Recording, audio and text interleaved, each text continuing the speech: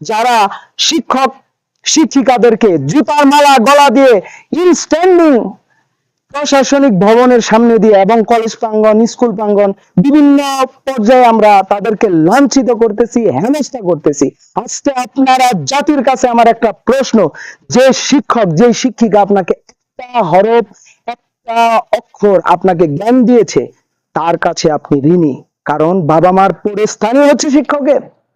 আপনারা শিক্ষককে অপমান করতেছেন, লাঞ্ছিত করতেছেন। এটা কিন্তু শিক্ষা আমাদের রাসূল সাল্লাল্লাহু আলাইহি সাল্লাম দেননি।